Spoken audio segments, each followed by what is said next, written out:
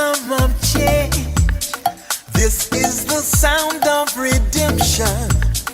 This is the way that we bring it down. Down, down, down.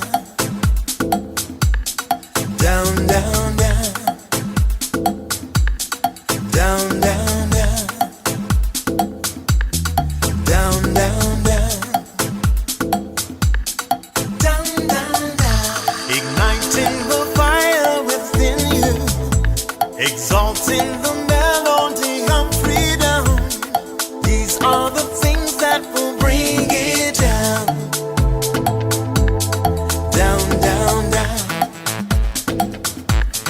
Down, down, down. Down, down, down. Down, down, down. Down, down, down. So gather the faithful. Tell everyone to stand and shout loud. Shout loud. Shout loud. Let's bring it down. Let's bring it way down. Let's bring it down. Let's bring it down, down.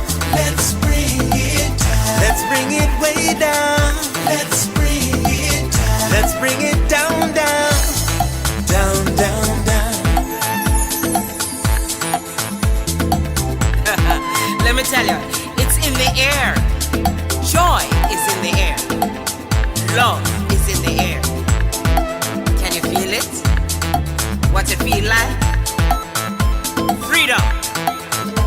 What it feel like? Don't sleep on it, brother. You might get left, sister. Can you feel it? What it feel like? Freedom. What it feel like? Justice. No need to be counted, cause I am down. Down, down, down. Down, down, down. Down for the end of racism, for the end of bigotry, cause I am down. For the end of misogyny, that's right. For all the isms out there, just down, down, down. Let's bring it down. Rise up, people.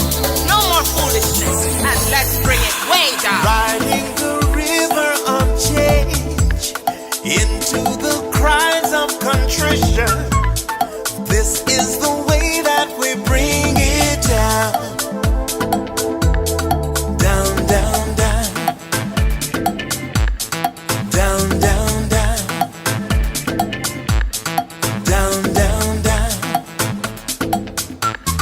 Down, down, down. Down, down, down. We are the children of Eden, dancing and celebrating freedom. We are the ones that must bring it down. Down, down, down. Down, down, down. Down, down, down. Down, down, down.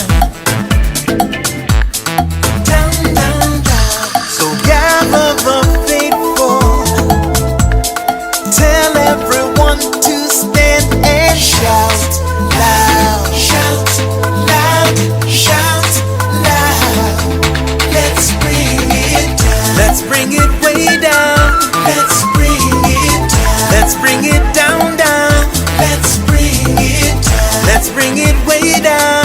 Let's bring it down. We've got to bring it down. Down. Stand up and shout. Stand up and shout. Rise together. Accountability starts now. The Eric Dawson Radio Show. Yeah. Rise up. Stand up, shout it loud. If you are not prepared to come to that table and to represent that voice, don't come. Because we don't need any more brown faces that don't want to be a brown voice. We don't need black faces that don't want to be a black voice. We don't need Muslims that don't want to be a Muslim voice. We don't need queers that don't want to be a queer voice. And if you're worried about being marginalized and stereotyped, please don't even show up. Hey man, good morning. Welcome, guys. I'm having some technical issues with my phone, but I'll work those out. Just trying to share the show, so please hit the share button. That'd be pretty cool. Help me out. Um, Welcome to another episode of the Eric Dawson radio show.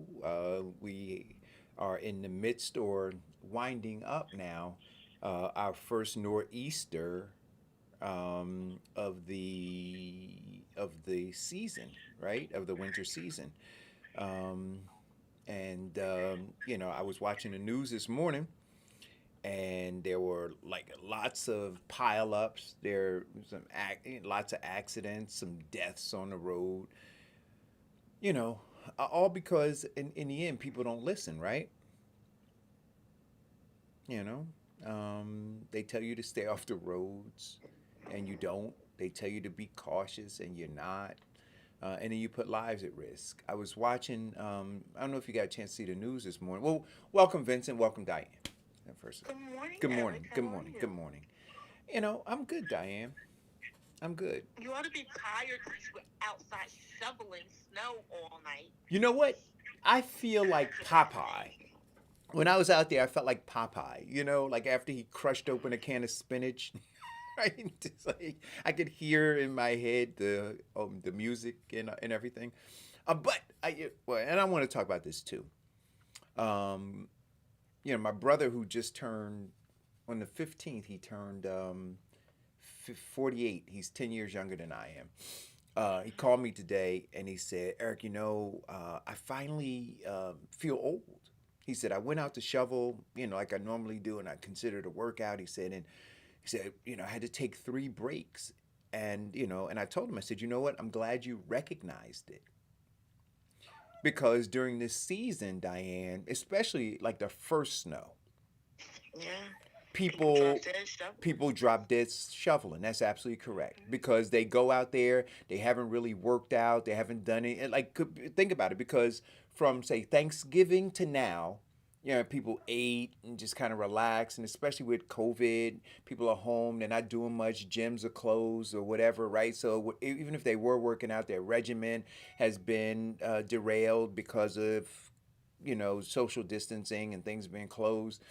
And so now it snows, and they say, oh, you know what, I'm going to go grab that shovel, I'm going to go out there, I'm going to get a workout on. And they drop dead. It's interesting that they don't feel the same energy when the leaves are falling on the ground. Who? See, now don't man bash. I'm just saying. Because I'm also thinking, well, maybe they don't have trees. I smell man bashing. That was a gender friendly comment. She didn't say men. She said they. She said they, and I'm asking, who are you talking about when you say they? I just need clarification. Whoever, because I shovel snow. I'm not doing it anymore because I pay people to do that. So I don't need to do that. But I do rake the leaves because I enjoy doing that. Because some people rake the leaves and they'll leave it in the pile when they're grass, and they don't know that you leave a pile in the grass. All it does is kill the grass, So whoever they may be, could be they. I don't know. Could be you. Could be y'all. Y'all. But it ain't me. So I love raking leaves too, and I look. I'm a nature guy. I was telling Vincent yesterday, when I had my other house and I had land and I had trees, lots of trees, I used to cut down some of the smaller trees and go up and cut the big branches off some of the larger trees, and that's very dangerous. I would not suggest people do that. No. You need to understand what you're doing. But because there's a system in how a tree there's a science, Diane, right? Yeah, and you can really hurt yourself. You can kill yourself. 45-degree angles, and make sure your projectile doesn't land on you. You can kill yourself and others, right? But I would use the wood for my fireplace, and like so during this time of year, I had firewood stacked up. I was splitting wood. I was doing a whole bit. The only thing I didn't have was like the lumberman jacket. I didn't have that. But I had the You lumberman didn't mentality. have the red and black flannel shirt with the suspenders? No, no. Oh, you broke the Paul Bunyan code.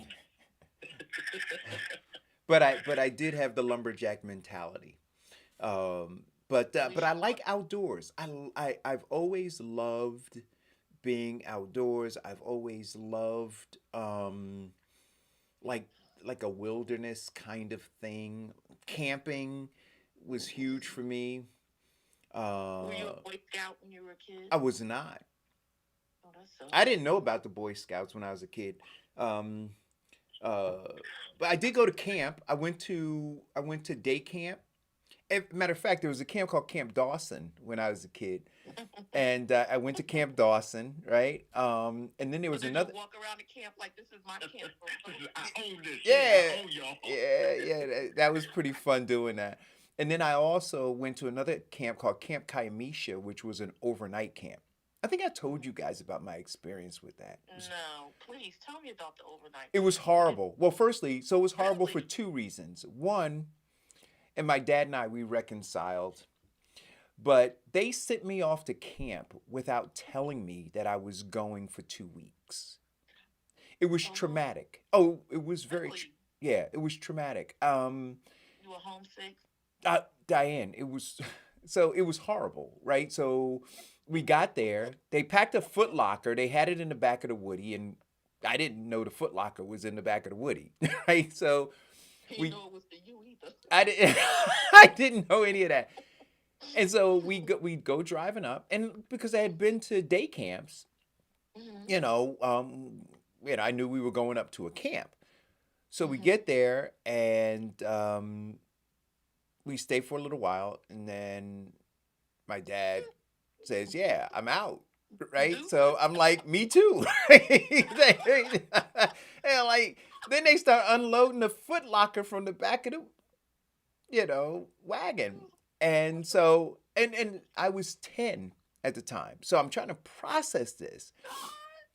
And the next thing you know, they're gone, right? Wow. And so I was there, and I didn't know anybody. I didn't, from Newark, right? Mhm. So a lot of white kids up there, just trying to Was that process it. And was that the first time around a bunch of white kids? it was the first time around well, it was the first time around a lot of white kids without having friends or family around, Gotcha. right? Okay. So Mhm. I had to navigate understanding how to socialize by myself. So the first, So wait, so wait, did you realize that you were black at that time? Like, how old were you when you realized that you were different than other kids? Was it at that camp when you experienced all of them, or was it watching TV and commercials? no, you know what? I never. I gotta tell you, I didn't understand black or white Mm-hmm. until I was in the seventh grade. Mm. And I understood. I had a teacher, Miss Kesselman, at Maple Avenue, Maple Lions, the one that used to be across from the pathmark on Lions Avenue, where now you have Mm-hmm. the Mm-hmm. Green You know Acres. that school is gone now. I know they cut they well, They it was an orphanage. It was an orphanage before they turned it into a school. really. Yeah. But Oh. so when I was there, that's when Roots came out. Mm. And so now we're gonna, I'll share my, That's a lot. yeah, I'll share my camp story another day. But so on the Roots, to answer your question, I watched Roots unsupervised Oh God. in the seventh grade. Wait a minute. All of them? Diane, all of them. How did your parents not know what you were watching on TV? Mm, they knew what I was watching. They just weren't watching it with me. And So so did they not see it? no, they They didn't saw it. see it because that was the first time it was aired to Yeah, them, they right? saw it. They saw it. They saw it. Well, you know what? Let me not say unsupervised. I watched it without input. Okay, in discussion. Okay, yeah, Right. yeah, gotcha. Okay, that makes sense. Yeah, Do you understand what I'm yeah. Okay, saying? yeah. So we just kind of watched. So when I say unsupervised, not like, because but you got to remember, I was in seventh grade, right? So we didn't have a lot. I didn't have a TV in my room in the You seventh did. grade. Oh no, in the seventh grade? Oh no, You didn't? Diane. And we had black and Because you white. had so many siblings? We had a 19. Diane. We had a 19-inch black and white TV in the living room, and then my dad had and stepmom had a TV in their room. We didn't have another TV. It was just those two televisions, Okay. That's right? the seventh. That's like what year? I was in the seventh grade, so yeah, Okay. right. So watching Roots, and now at that time, my siblings were all in.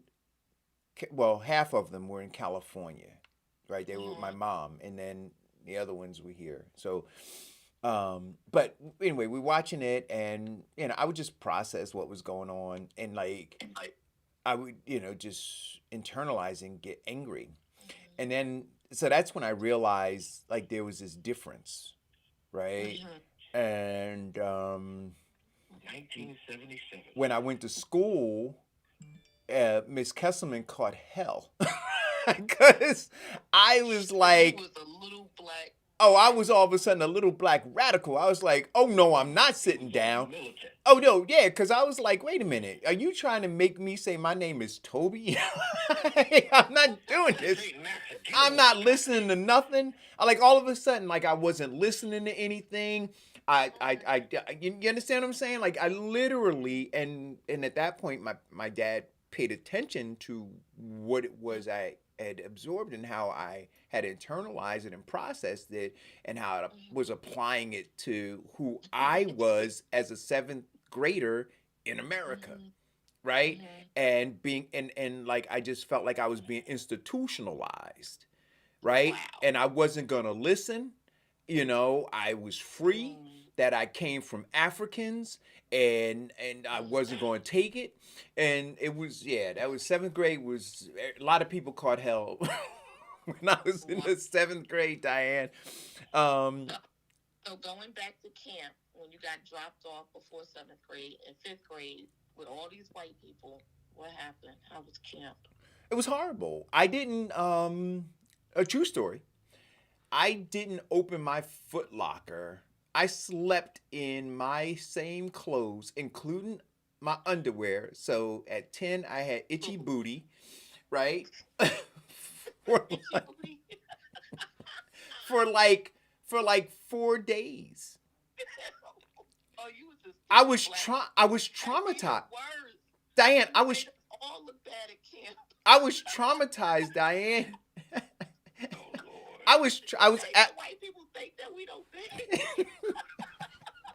I was a stinky 10-year-old with itchy booty. You were all right under the arms. Diane, I was traumatized, Oh my God. right? And So, so they would like they had activities like archery and horseback riding and canoeing and all these different things, right? I didn't do any of them. I literally was almost comatose for those 4 days, did right? you eat? Nope. No, I did eat. You did eat. I did eat, right? But I didn't, like I would go to the mess hall. I kind of sat by myself. I would eat. And the counselors would come over and they would try to, encourage me and all that kind of stuff. And like I was just trying to process what was going on, right? And then and then I kind of loosened up a little bit, and the kids were nice enough, and I loosened up. And then the second week, it was a 2-week camp. So toward the end of the first week, I'd finally changed clothes. Right? I took a bath, did all those things. And then going into the second week, I remember a counselor coming over to me and saying to me, Erica, you don't want to do any horseback riding or anything?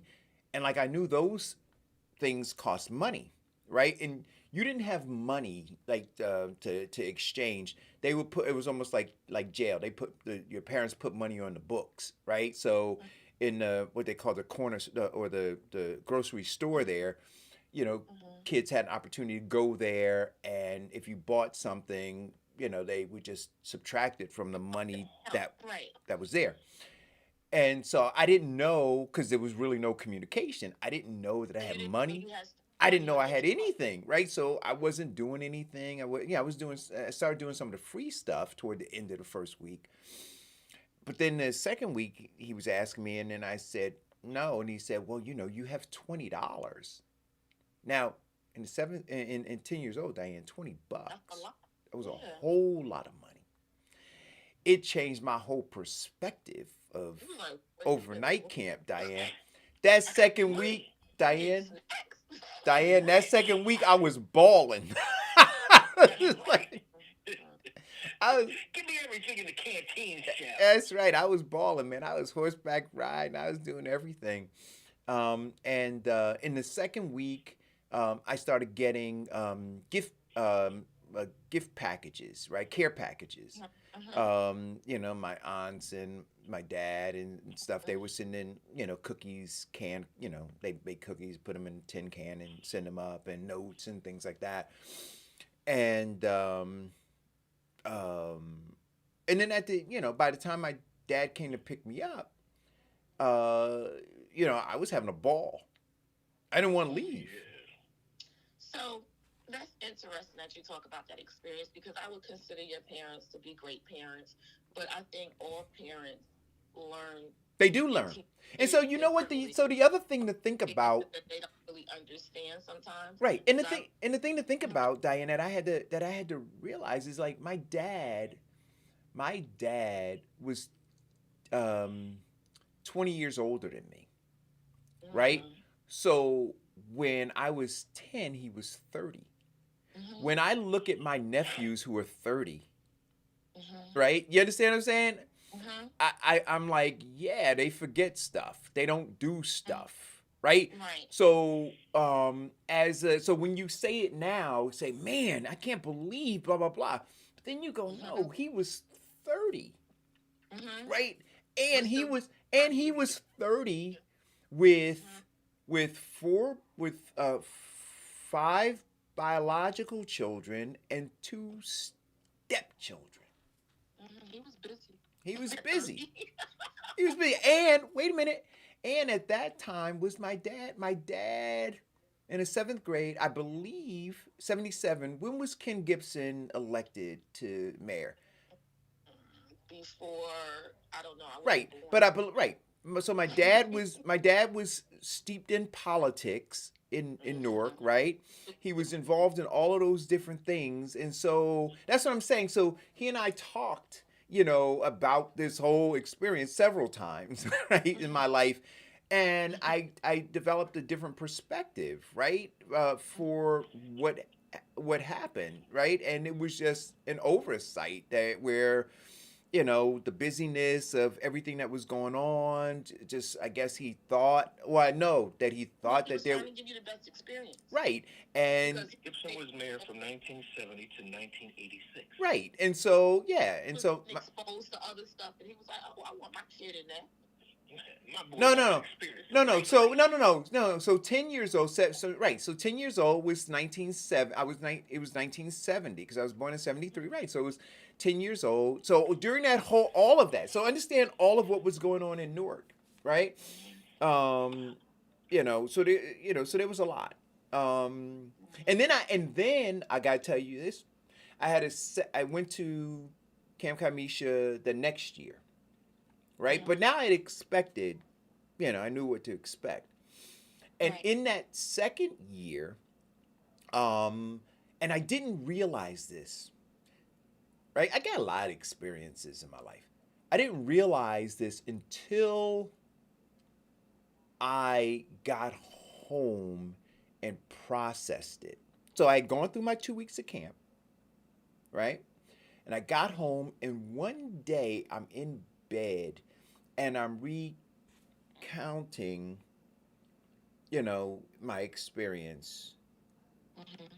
And I realized that I had been inappropriately handled by a male counselor, Wow.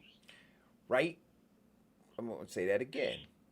This sounds like a huge lawsuit. Right.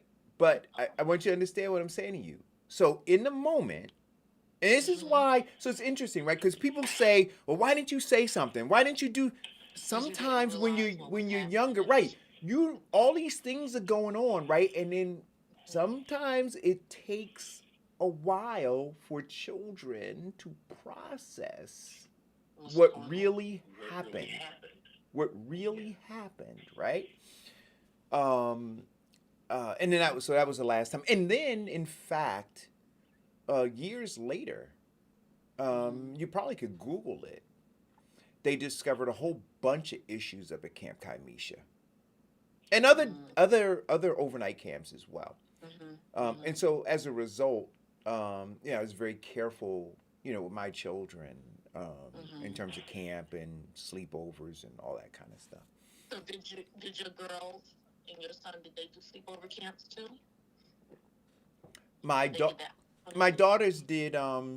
My Julian, he was in the Boy Scouts, and all of the overnight things I participated in. Absolutely. Right?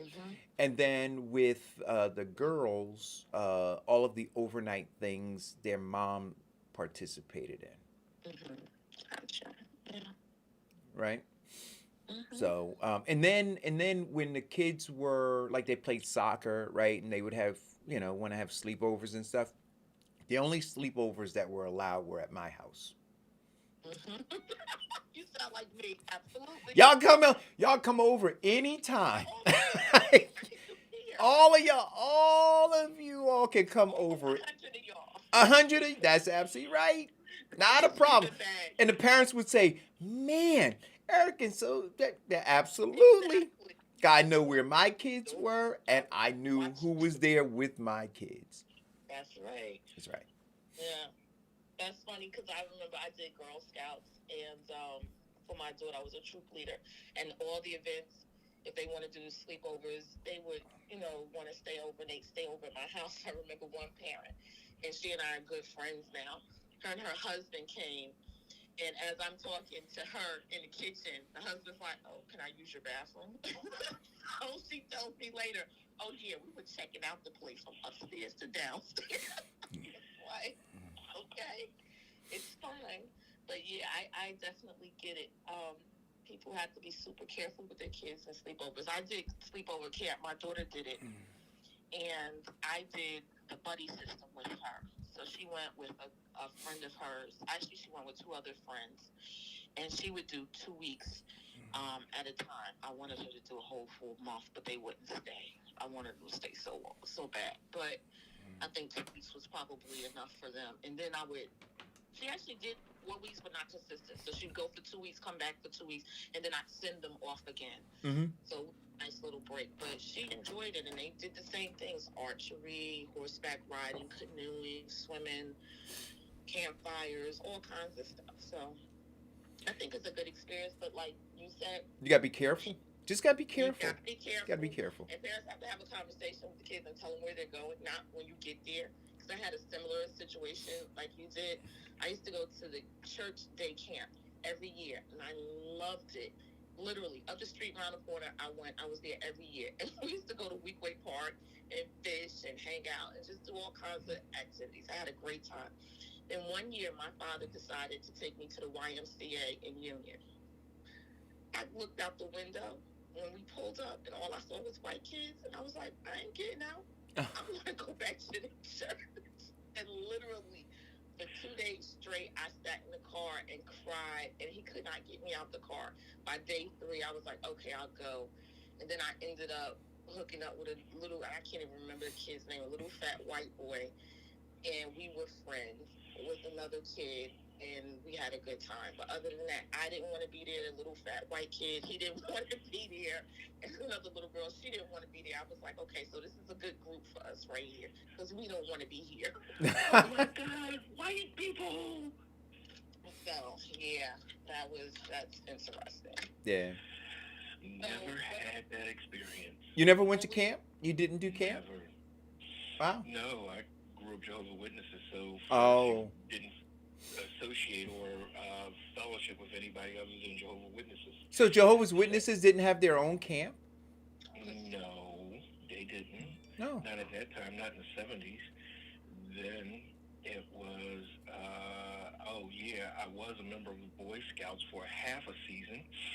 I made Troop of the Year, and that's when the Jehovah's Witnesses came down with the ruling that you couldn't be a Boy Scout or Girl Scout because it prepared you for military service, which they were against.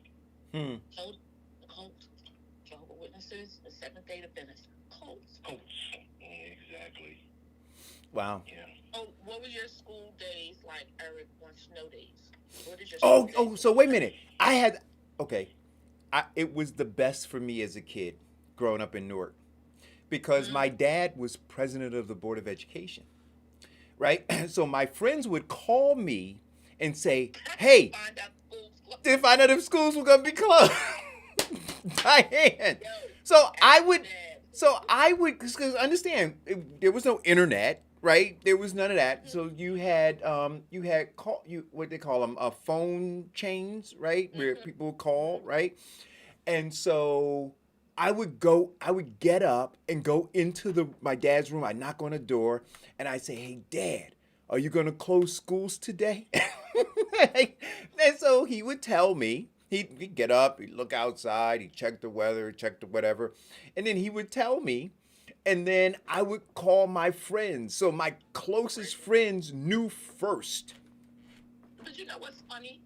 Is that your friends understood politics but didn't know what politics was because they knew your dad was in charge of closing schools. That's absolutely right, man. Know anything else, but they know he can open and close schools. That's cool. It was awesome. But you know what though? Influencer at a young age. But it was a double-edged sword though, because the days he didn't close schools, they'd be mad at me. They'd be mad at me. Yeah. I'm like, yo, this is like, I can't influence him. Like, yeah, I can just give you the news. I can't, like, you know. Eric, lie down and play dead. Yeah, I got no say so over this. But then, look, my dad was also very cool. When I was a kid, I never had to go to school on my birthday, ever. Huh? What did you do on those days? Oh, I didn't go to school, so I would go to my grandmother's house because he'd go to work. My stepmom would go to work, and then when I was old enough, I decided not to go to school on my birthday, right? So when I got old enough, say 16 and 17, I would go to New York, and I'd hang out at Washington Square Park because my birthday is May 3rd, so the weather was usually pretty nice on that day. So those 2 years when I was old enough and still in school, I just would go. I'd get on the path. I'd head over to New York, spend a day in New York, yeah. Oh, I would get. Yeah, I would. I did things I wasn't supposed to do. I'd sit with the Rastafari in Washington Square Park, and we blaze up. Because Washington Park was nothing but bad kids. Yeah, man. Oh, but you know what though? Some great comedians came out of there. I used to go on the weekends, even after I got out of school. They'd have great acts there, and you would just sit around in a circle there in Washington Square Park and just watch these various, whether they were magicians or musicians or comedians. They would come out and they would they were extraordinary. So it was great entertainment. But can I tell you one last story? Sure. I played hooky one time. Well, I don't consider, outside of my birthday, I don't consider my birthday playing hooky. My dad said, your birthday should be as important to you as all of these other birthdays that you get off from school, right? So, Great way of looking at it. yeah. So, I considered it a national holiday. Everybody else just chose not to acknowledge it. but Eric Dawson Day, huh? Yeah. But I played hooky one day. No, actually, I played hooky twice. One day I played hooky under my bed. So You told us about that. I told you about that, right? So the whole day I had this, I was under my bed. And I was like, this is not good, right? Because, they were home and I couldn't move. They thought I'd left. And in my brain at that age, I thought that it made sense. And like me being under my bed, I'd have toys, I'd have stuff to do.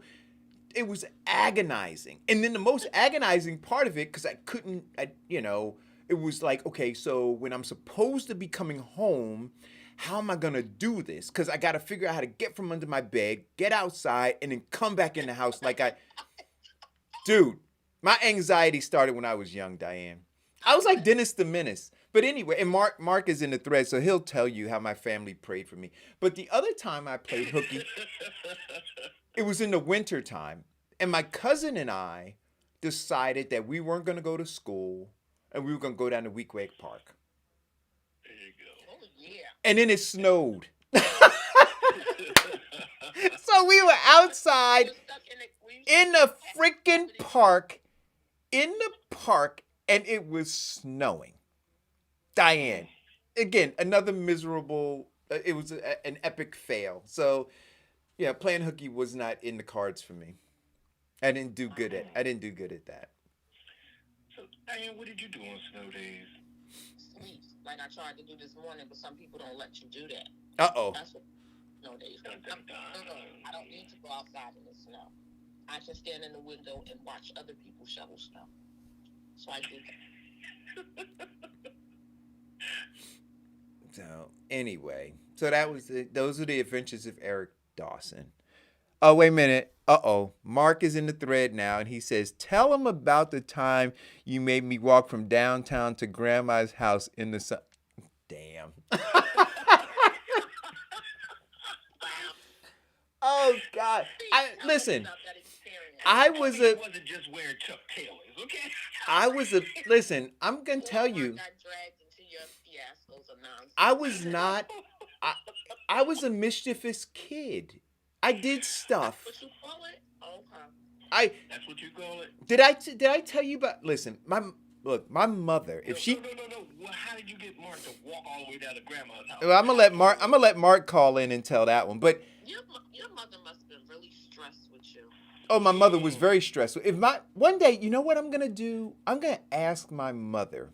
I know my Aunt June called in when I was in the studio, when we were doing the show in the studio. She called in one day and told a couple of Eric stories. Right? Remember that?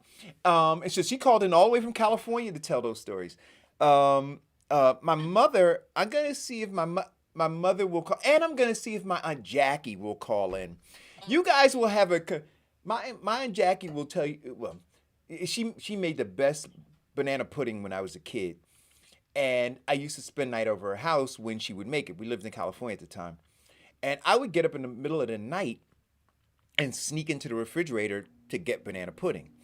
But I didn't get a spoon, Diane. I would use my hand and rake it across the whole thing. Oh, you're going to get a beating. Wait a minute. Hey, I got a call coming in, but hold on, caller. So I would just rake it across the thing, right? And so then my Aunt Jackie would wake up, and she had two children, my cousin Pookie and Bridget. And yeah, I got a Pookie's real name? Levon. Oh, okay. Right? So Levon Robinson is his real name. You're gonna give an old government name, huh? Yeah, I got a Pookie and a Niecy. Okay. We had a Niecy too. All right. So so anyway, so she would wake up and she'd ask who did that. And they deny it because they didn't do it. I deny it because there were three of us and she had to figure it out. So one day she waited up for me to wake up. So now I want you to understand, I was like 7, right? So as I did what I always did, raked my hand across, scooped it, and was just eating it, I closed the refrigerator door, and there she was. Diane, I took off running through I took off running through her apartment right now. This is the bad part about this. Waking up everybody. And she's chasing me around the dining room table. And Diane, I'm throwing the chairs behind me. Trying to slow her down. Right? She's banging her shins on the chairs, and she's just screaming and hollering, cursing Diane. Waking up everybody in the building. Oh, it was horrible. It was horrible. It was horrible, Diane. Oh God. So that's one of the nicer things I did as a kid. You know, yeah, there was a time, I think I mentioned this one. We had a this is when I was living in Compton, California.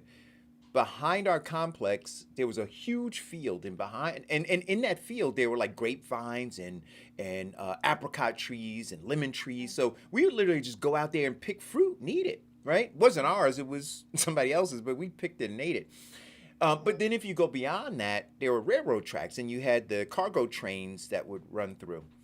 So one day, I guess I was in kindergarten, and this young lady used to come and pick me up, and like I go downstairs with my lunch pail and everything, and she'd gather me and walk me to where I had to go, and then she would go to school. So this particular day, she came, and I wasn't there, so she rang the doorbell, and she said, "Mrs. Dawson, Eric's not going to school today."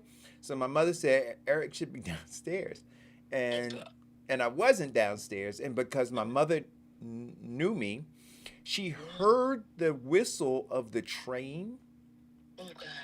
and Jumping on the train. so she's got to tell this story because from her perspective, like it's whatever. Dangerous and crazy. So she hauls ass out of the house and just starts running across the field. She'll tell the story. I'll get her to tell one day. And when she sees me, the train is now set to take off. I climbed up the little ladder stairs, and I was sitting in the opening of the car with my legs dangling. And this train's about to take off. And my mother says she's running across the field. About to take you to who knows where. To who knows where, Diane. And how do you even find somebody that's stuck on an open trip? Like, really? Who do you call? What do you do? You know, Eric, oh God. You better be glad they didn't put you in an institution or something. Well, I'm glad they didn't wind up putting my mom in an institution. She had to deal with this until I outgrew it. I don't know if I outgrew it yet. I don't think we've outgrown it. I don't either. Anyway, we thank you for being patient, caller. Go. Oh, I'll wait all day. Oh God, that's Mark.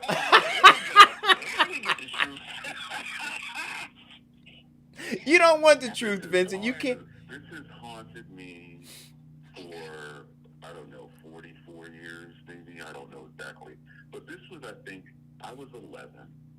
You were 14, and Farouk was 15. And we took a bus from Grandma's house downtown to Market Street just to walk around. Okay? And I was cool with it. When did it get bad? Oh. Wait, did the call drop? Oh God, he can't. Now we're in suspense. Okay, call back, brother, please. Oh, Mark will call back. Oh Yeah. gosh. Here he is. Hello, Mark.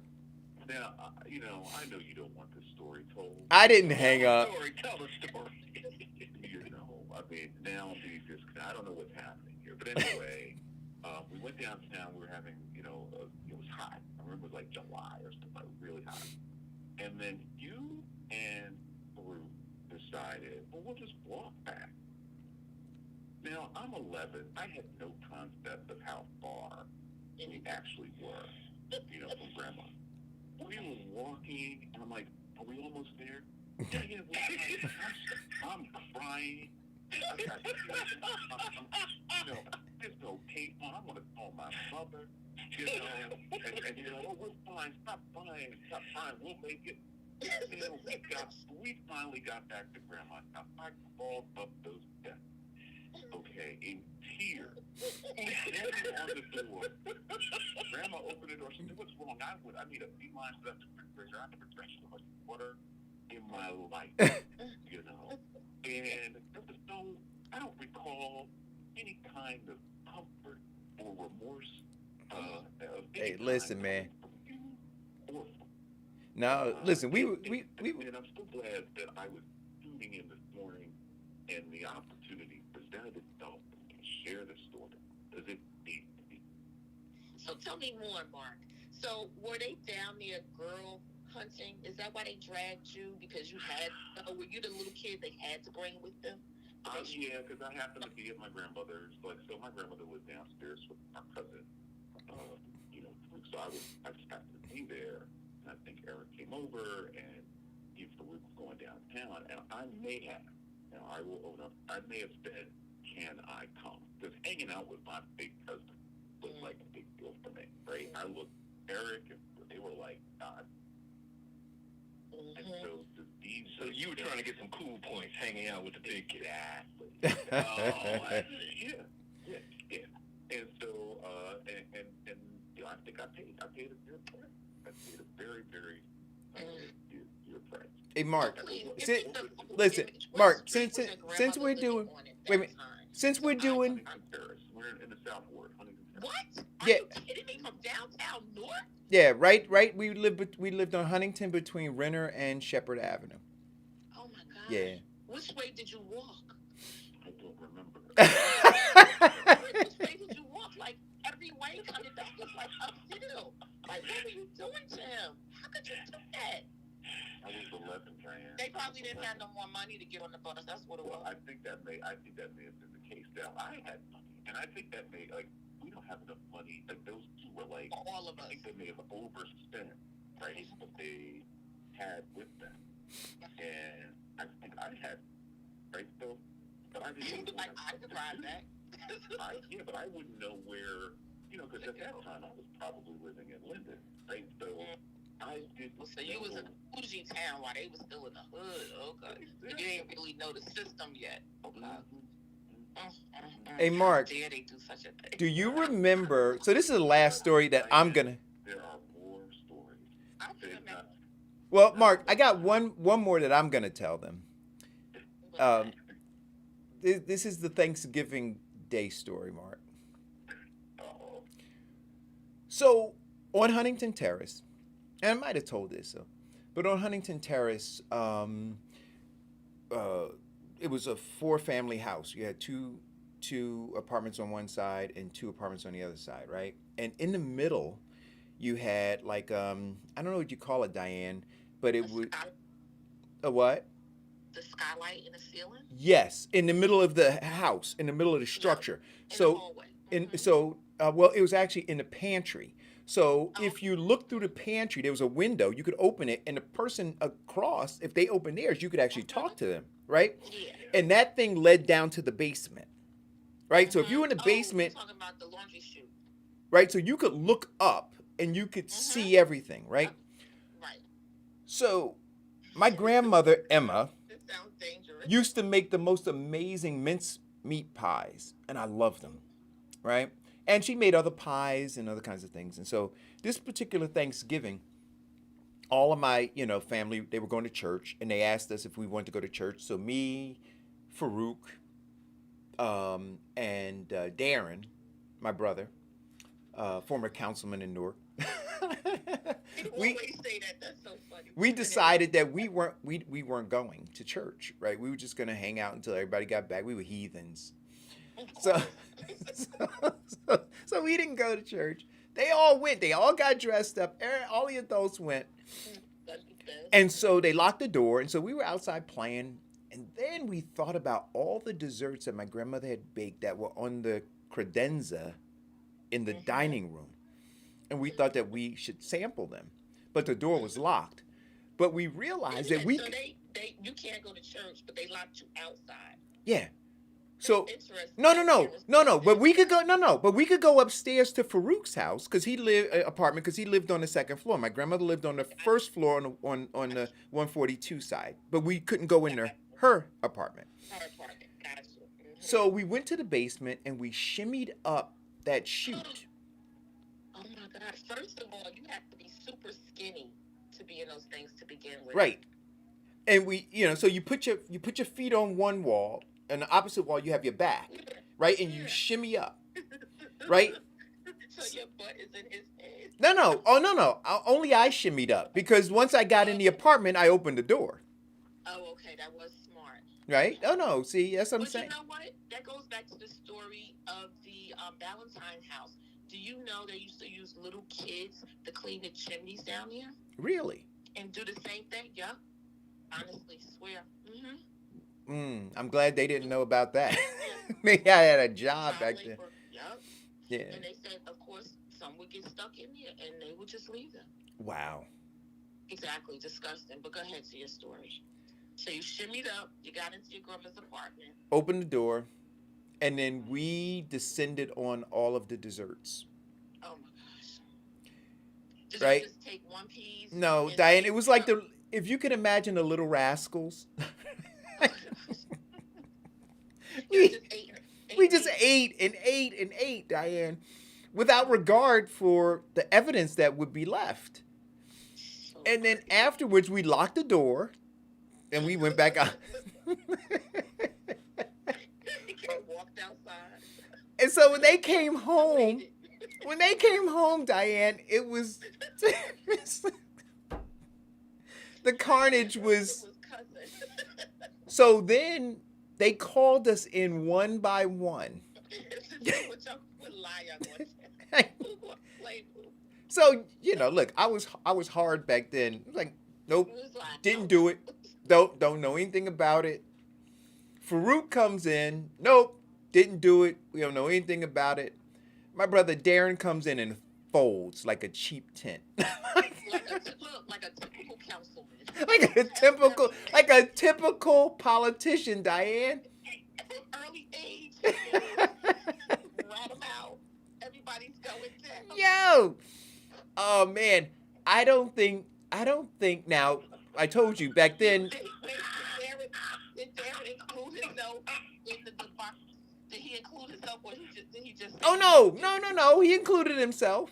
Oh, okay. All right. And corporal punishment was certainly yes. Punishment again. Yeah. That probably was the worst. It wasn't a spanking. That was a beating. It was a beat down. Was it a shoe? Was it a hand? Well, give me a switch. No. It was a spatula. No. Yo, it was a straight. That's just no good because they hit you and they boomerang back, so it's like a double hit. Yo, Diane. Oh, you got the Aunt Jemima treatment. Oh, It was and listen, I got an old friend, Rosalind Hayes, who's in the thread, who their family lived 2 houses down, I believe it was, on Huntington Terrace. So Rosalind knows me for a long time. And so she will attest to a lot of this mischievous behavior that I took part in. But like I said, my family prayed hard and long for me. Did it work? I don't know. I'm 57. Look, some of them did. Oh yeah. Wow. Yeah. I would be very concerned. Hey Diane, have you joined the prayer group? I have. Actually, I have. In secret. I'm in my prayer closet all the time because you're always doing something. But yeah, definitely. Oh, Anyway. So you know that the Newark schools and other school systems are closed today, even though they're virtual for snow. So what is that about? Well, the Cannon school system is open. If you listen in the background, you hear my wife screaming at her kids. No, but what does that mean? Like, if you're doing virtual learning, right? So you're home. Everybody's home. Schools are usually closed because they don't want the buses on the road. They don't want the traffic on the road. They don't want to endanger children's lives. Right. If all of the children are home, right? So I I've heard explanations of they anticipated that because of the snow that they would freeze up on the wires and they would cause power outages. Oh, No, okay. No, Maximum sophisticated no. confusion. No, that's reasonable. I think. possibly. So that's, I guess. Yeah, And you then know what? other parents said, well, they're glad because the kids need a break, the teachers need a break because the kids don't get a break during the day, which I thought was odd because I'm pretty sure a lot of kids and parents have told me they get an hour lunch in between or something like that, and they're not all day constant. But I don't know. Every school could be different. You know what? That is a reasonable explanation. Because if you So, didn't close them, right, then there could be disruption, right? Because so you have a teacher who's trying to conduct their class. Some of the kids are signed on, some aren't signed on because the tree fell over here, the power's out over there. Everything's kind of discombobulated. so here, Hmm. yeah, so I put a post up, and so here we go. Here's some of the responses, and I'm gonna give you some of the teacher responses that responded. We, the teachers, need to break whether we are in person or virtually. Where is our COVID hazard pay? That's one teacher. I agree with Another, that. Give them their COVID hazard pay. uh, another teacher says because districts weren't sure if the snowstorm would affect internet services or the platforms districts use. Um, we are already having problems yesterday with our platform in her district, and she didn't do a district. Then other people say more of a mental health break for teachers and students since the pandemic, much needed break. Um, this thing is all limited gifts. Jody Pittman says, I was shocked to see families, Vincent Michifon, I was shocked to see families asking, had anyone received the call? Strange. Our children are already in jeopardy and they can play later. Another person said, it's okay to go outside and play in the snow. Perhaps it's more important now than ever before. Children have been trapped inside since March and could use some resemblance of normalcy. Besides, there are lots of benefits to playing and laughing. I would encourage you to try it out sometimes. Yeah, but you know what though? See, but I get Jody's point. I mean, I understand under normal circumstances where a parent would say, it's good for a kid to play and relax and, socialize and just kind of get out and decompress. Mm-hmm. But when you have the educational gap that currently exists, right? There's very little Yeah, room. but It's take kind a of day off. yeah, it's kind of like you in a marathon, 26-mile marathon, Diane. You 10 miles behind and you're like, yo, I'm going to take a rest because everybody deserves a rest. Well, you can But do that. the thing is, everybody doesn't see, or I guess maybe people don't understand that we are behind. I don't know. I don't get it because all of these people that responded were black. The last person says, although kids are remote in some districts, the teachers instruct from their classes. Many are not set up to teach from home. I'm sure that they may have anticipated power outages and weather-related issues from the internet. They also want to give families a chance to remove the foot of snow if parents are dealing with assisting their children with instruction. They may not be able to shovel until after 3 and it gets dark early. Yeah.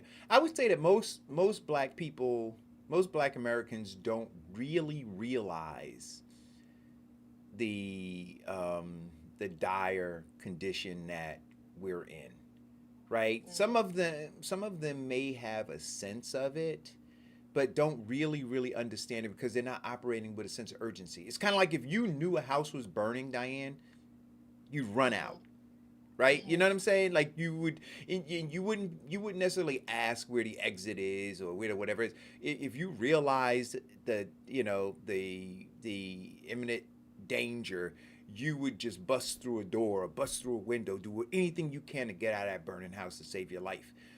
And that's kind of the circumstance that black Americans are in here in America. And because you don't see that degree of urgency, right, all the time, right? Like, so where you see people going, oh no, you could take a break. Think about an ensuing inferno, and somebody saying, yeah, we'll get out, but just rest for a second. You understand what I'm saying? Like, so to Jody's point, no, we don't have time to rest. We just got to keep going. We got to keep pushing until we extricate ourselves from this situation, right? Whatever it takes, right? And then there'll be plenty of time to rest. Once you get out of this situation, you can't rest now. So no, I don't believe that we really understand it. Yeah. I don't. I, Yeah. well, I don't know if you spoke about it, but Blacks, in terms of education, are behind the curve.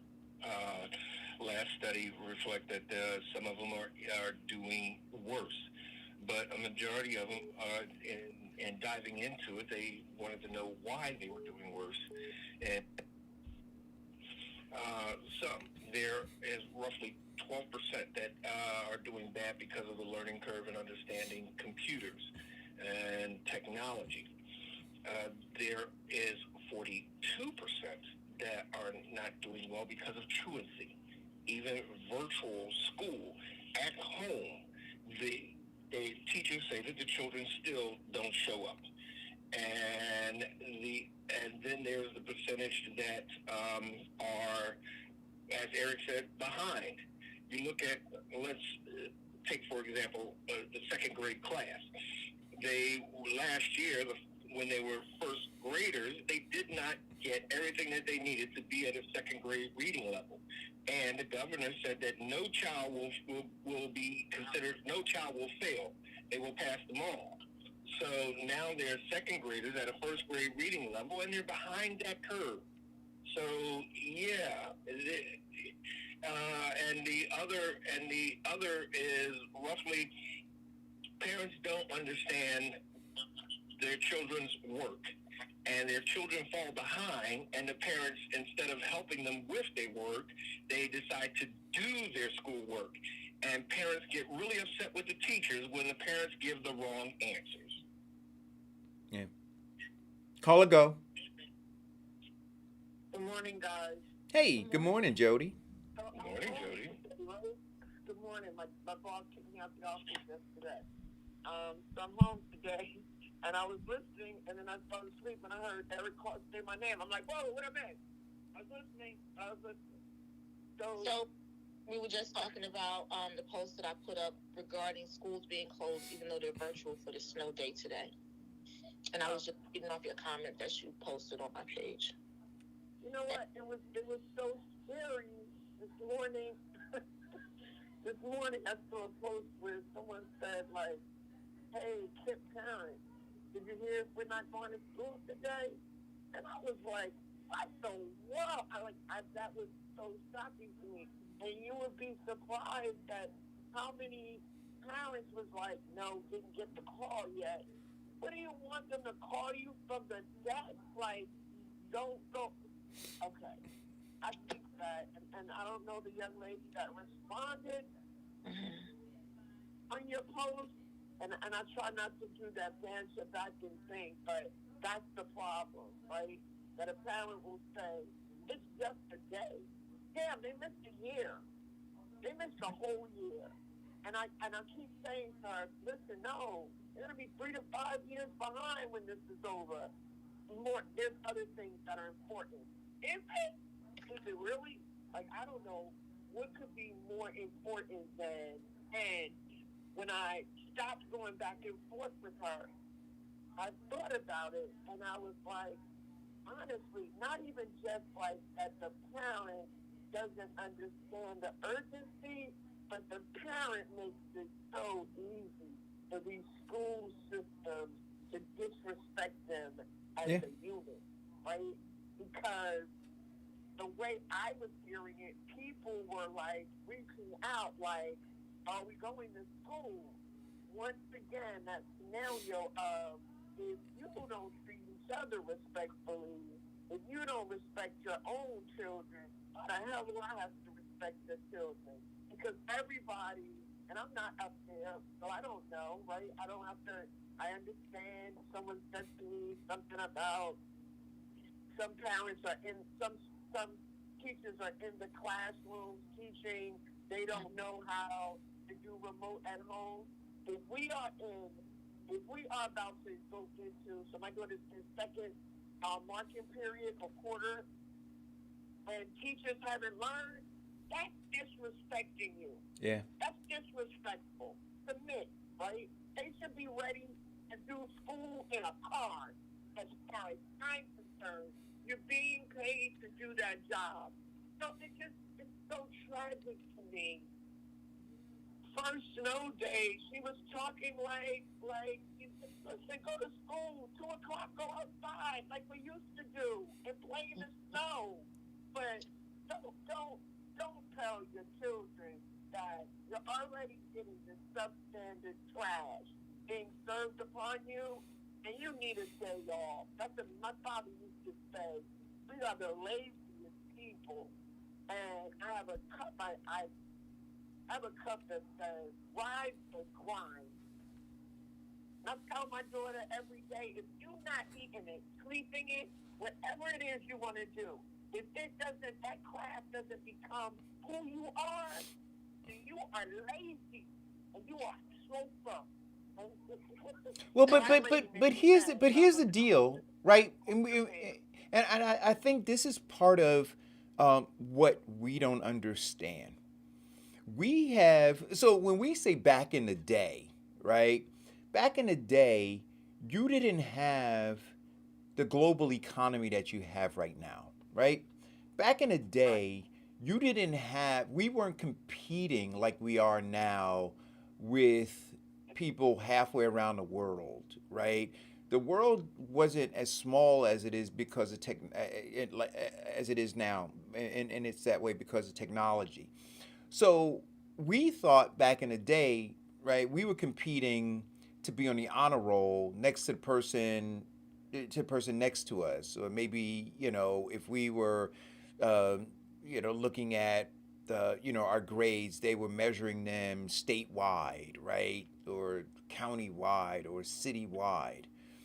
What's happening now is this is global, right? So if you recognize, like you said, Jody, you're receiving a substandard education, and whether it's in India or in China or Japan or Europe, they're receiving an education, and here too, an education that's far superior than yours.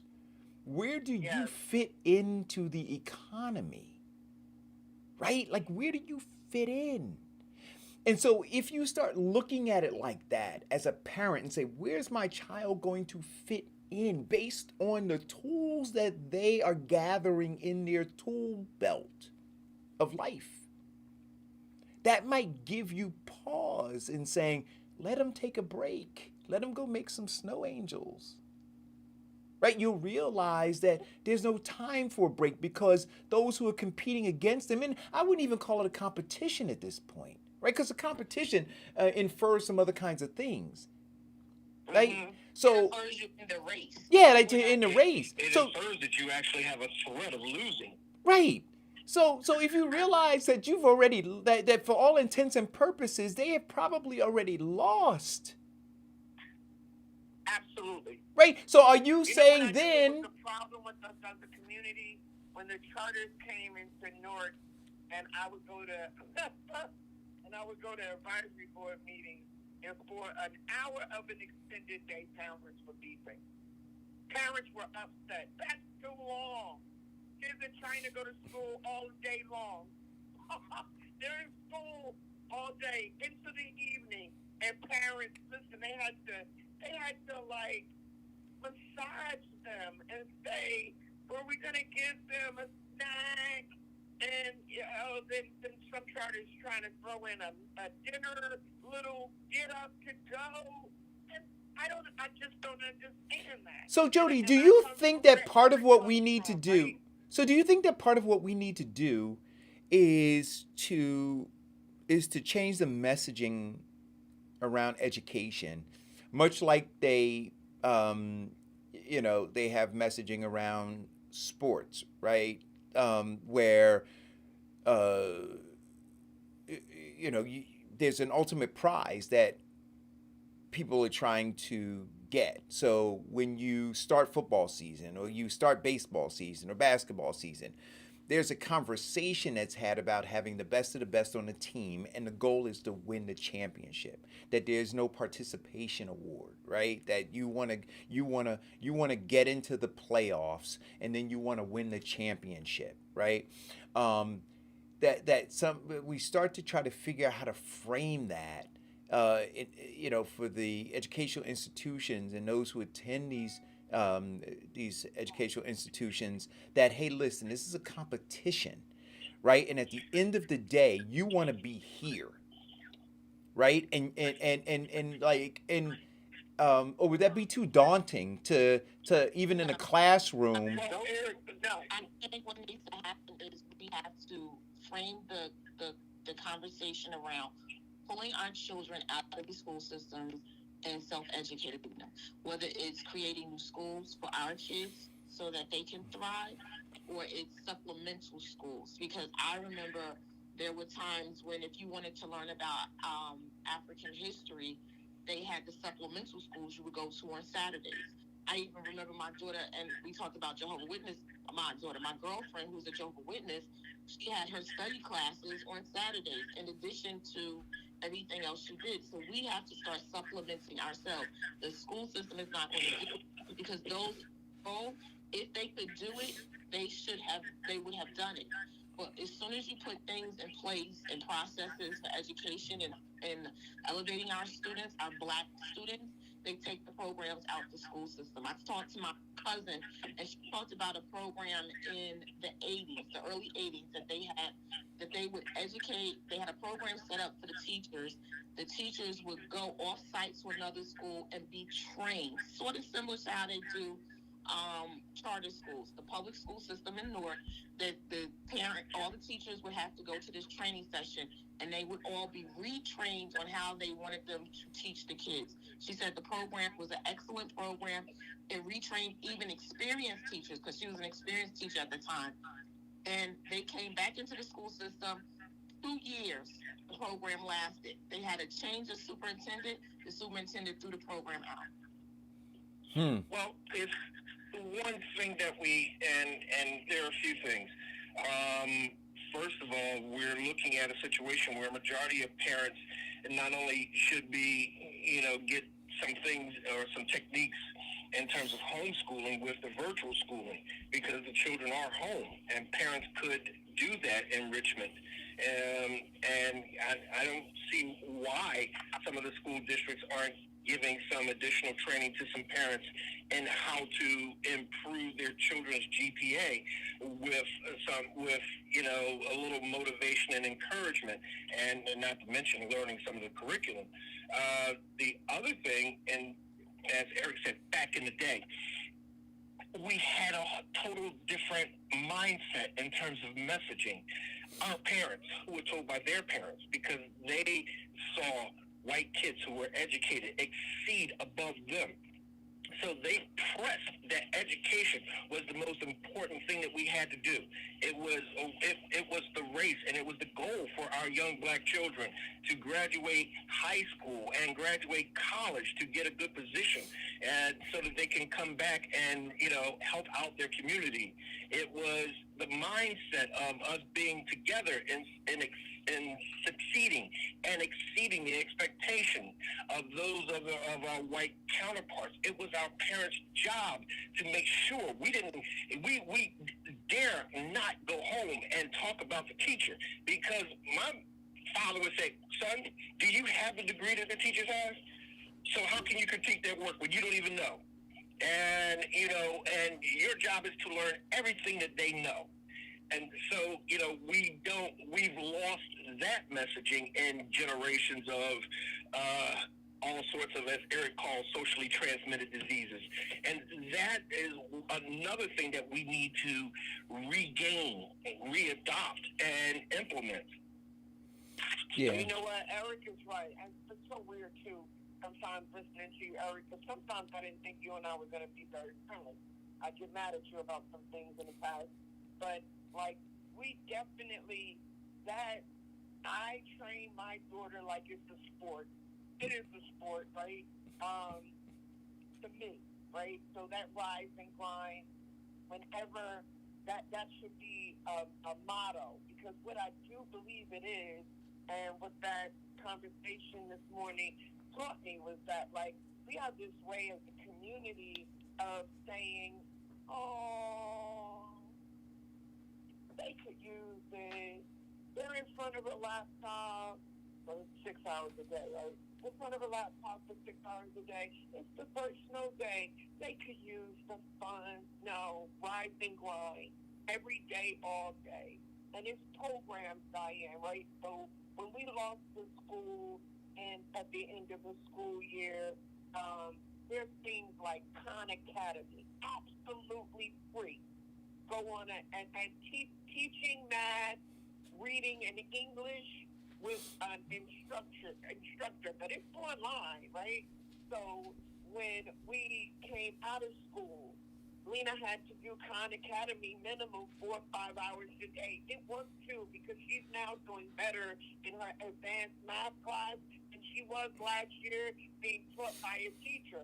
But she also last year, when school was in effect, every night she had to give me an hour on Khan Academy in math and in English. Like, we have to stop acting like the situation outweighs the aspiration, right? That this do have to aspire to be somewhere, and the greatest of the great, right? The greatest basketball players, football players, they grind every day. They don't, that is what they do. And education has to be that kind of sport.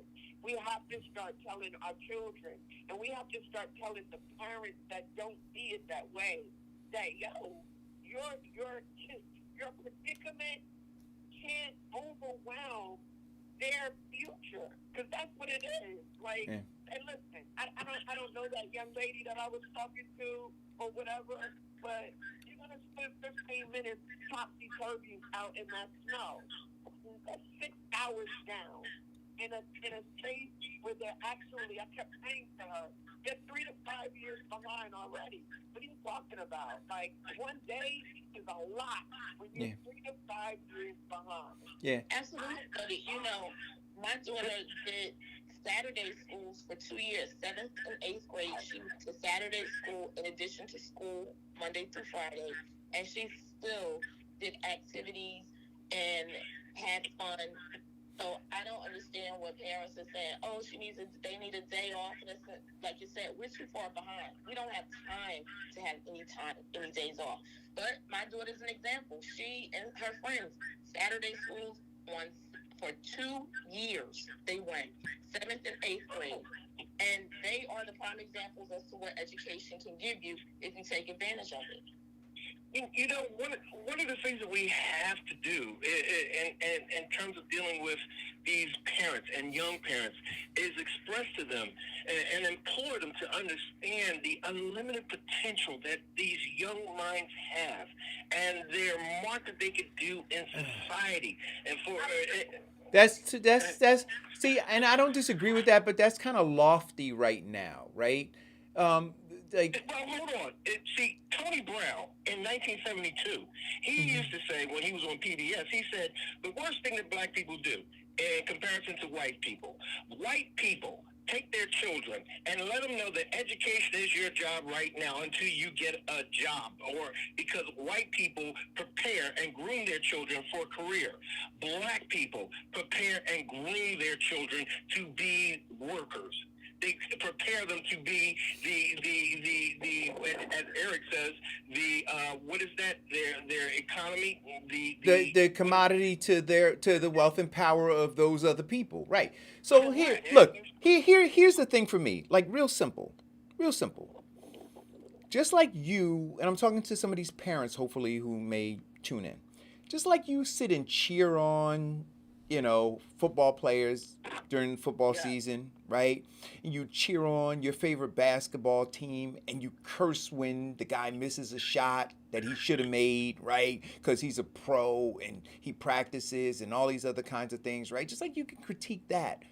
Why are you critiquing your child like that, right? Why aren't you cheering them on? right? The whole bit when they, when they come home and when and have great grades, right? Or when they don't have good grades, why aren't you challenging them like you challenge this team that you literally get nothing out of? You just like emotionalized while they're getting millions of dollars and re-signed contracts, right? Here you have an investment and you don't spend half the time cheering them on, critiquing them, making sure that they're set for the next game or test, if you will, right? Why? What is it that attaches you to this other thing, right? You'll wear a Mahomes jersey, or you'll wear a New York Giants hat, right? But you won't sport the hat of your kid's school, right? Or your kid's name, you won't have that blazing across the back of a shirt. Why? Because they do not realize the worth of their children. And you know what, Ert, that's very important because regardless of the school my daughter went to, I had the school T-shirts, I had the school hats. I was always telling people, this is the school my daughter goes to. She gets good grades. I had the bumper stickers, the things in the window from elementary all the way up to college. I just took it out the last part only because she's out. But that's very important because that shows your pride in your child. What shows your priority, Diane? Like these people can read off the stats of the quarterback of the New York Giants, but you ask them what their kid got on the last test and they don't know. Do you understand what I'm saying? They could recite the lyrics of their favorite artist, but you ask them to tell you, the last time their kid, achieved something in school academically, they don't know. So they're not connected here, but they're connected over here. Again, they're rooting and cheering on. They tune in to the music awards and they cheer on their favorite artist. Cheer on your favorite kids. Yes. Yeah. So what they're saying in regards to the online education, virtual, the goalposts are constantly shifting on a return for the in-person learning. So about half of the U.S. students are attending virtual schools. It's becoming increasingly clear that districts and states need to improve their remote instruction and find a way to give kids special help online.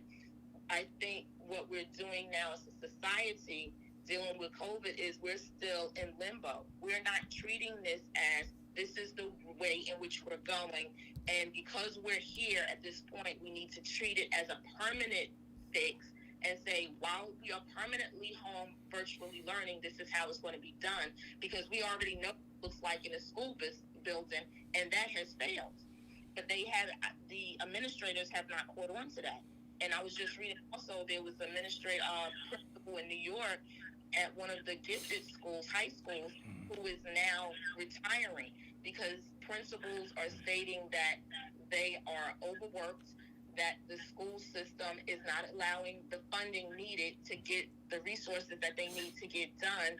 And in New York City, they're still separating children based on grades and stuff like that in order for them to compete to get into these high schools instead of being able to be open to go to whatever the neighborhood high school is. Right. So now, go ahead. In terms of COVID, a lot of them are still in shock and awe and post-traumatic stress of the COVID. Any parent, right? Any parent in this country who's still like, in limbo is, okay, I wouldn't say, okay, something's wrong, right? Because it's here, right? And that's why I say the part about they're allowing people to disrespect them, right? Because you have to plan out your school year, right? If October is the count, right, where you get your money and you say how many children you have, that's October for the school year, right? So then this school year should be planned all the way out COVID. it doesn't. Now I don't know how they're doing it in New Jersey, but let's say here in North Carolina, we got that option. So even if tomorrow COVID goes away, Lena's a virtual learner for the school year. She's not returning. That's the school year. Then you could have chosen, I'm going to do virtual learning half the school year, and then I'm going to send my kid back after I think it was like after 9 weeks, it becomes that negotiation, right? So you can. So some kids are back in Lena's school building right now, but Lena's virtual for the school year. So I don't understand how there isn't a plan. There's also here, I do Khan Academy, and my sister-in-law is a teacher, so she's given Lena on their own, in their own little bubble of education that they do. She's given Lena other websites that she can go on and just to keep it going and to enhance it, right? But the school also offers, it says, if your kid is on this level, if their AP classes in the 8th grade, go on this website, they're teaching 9th grade math. Like, that's not happening up there. And if that's not happening up there, it is that scenario. Okay. Right, but let me They don't care about themselves, so we're gonna give them we're gonna give them basic minimum, now. and they're gonna accept that. Let me They're gonna be good with that. I'm gonna so I'm gonna keep this on education. I'm gonna pivot it a little bit, and then I'm gonna tie it all in, right? But I want to start with the foundation of Black Americans are here in the eyes of the corporation of white supremacy to be the commodity to their wealth and power. That's where we're going to start, right? So we know through history, we see where there were instances which created massive gaps in education, in earnings, in wealth. And I'm saying to you now, every Black American, this is a moment that the corporation of white supremacy sees as an opportunity to further those gaps, right? Because of our vulnerable situation. And so now, as of Wednesday, yesterday, there were more than 247,000 new cases of COVID-19 reported. More than 113,000 Americans were hospitalized, right, according to the COVID tracking program. And more than 3,600 deaths were added to the nation's death toll. Angela Turnbull put in here that over the next 2 to 3 weeks, they're expecting another 83,000 deaths. Now, what that all means is this, that this like you said, Jody, this education thing ain't changing no time soon. And the corporation of white supremacy would love it to not change because of the deficits that are existent in the Black community, right? And the advantages that their children continue to have day after day. And we are foolish enough to perpetuate conspiracy theories that keep our kids in the ditch and keep this thing going. I want you to understand that. We're digging the ditch. We're not getting our kids out of this and back into schools, right? Back into a system and then changing it. Yes, we need to change it. I agree with you, Diane. We need to change it, right? But what we know right now is the infrastructure isn't there for our children to be able to keep up. We know that. We see it. And we are actively participating in making sure that our children are continuing in the current situation where they can't keep up. And we know that by them not keeping up, the wealth gap is going to grow, the income gap is going to grow, the unemployment rate in the Black community is going to increase and widen compared to that in the white community. We know all of these outcomes. And we know that it's ultimately going to play itself out in the prison system. We know it. And we continue to float these conspiracy theories. We continue to not wear masks. We continue to not gather in large gatherings. We continue to not follow the science, right? So that we could get our kids on the proper track. That's crazy. I'm sorry, go ahead, Eric. No, I'm just saying that is insane.